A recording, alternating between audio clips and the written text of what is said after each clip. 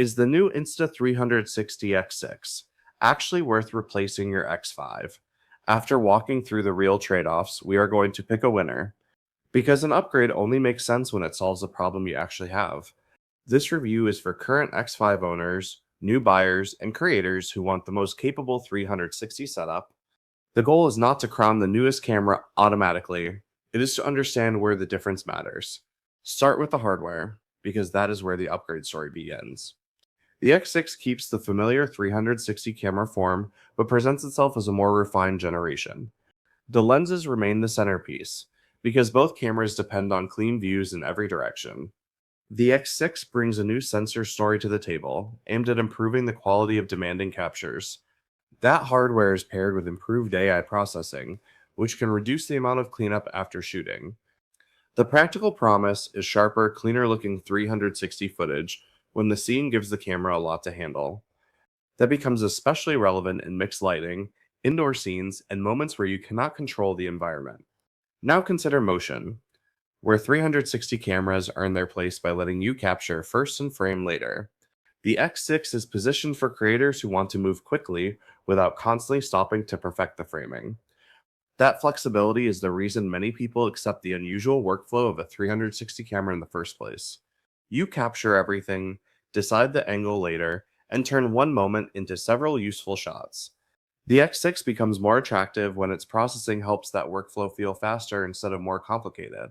For travel and adventure creators, that can mean fewer missed moments and more options when you review the footage. For motorcycle shooting, the ability to adjust the view after the ride can be more valuable than a traditional fixed angle. But every flexible system also brings accessories, mounting choices, and extra decisions. Battery planning is one of the trade offs to think about before you call the X6 an automatic upgrade. You also need to consider which accessories fit your existing setup and which ones may need to change. The right question is not simply, is the X6 better? It is, will I use the difference enough to justify changing systems? Value depends on the capabilities you need, how often you shoot, and what you already own. If you are buying your first 360 camera, the X6 is easier to recommend because you are not carrying old accessories forward.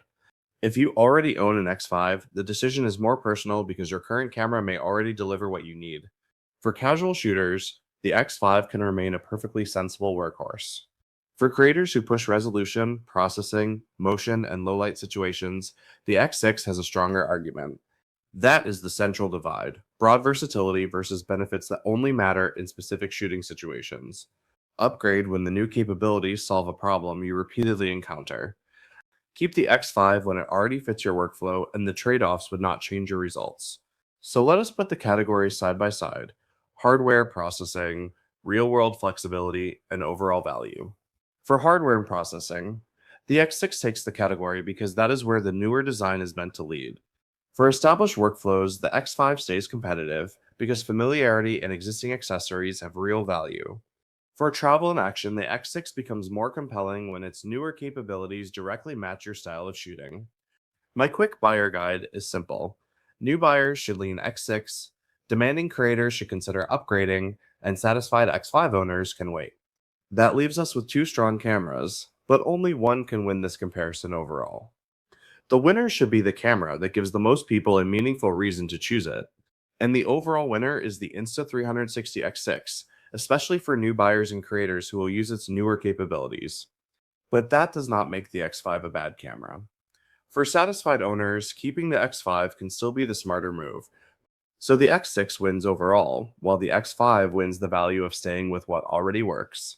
For the full breakdown, check the link in the description. Like and subscribe for more gear reviews, and let me know whether you would upgrade or keep your X5. Until next time, keep shooting, keep experimenting, and choose the camera that fits the way you actually create.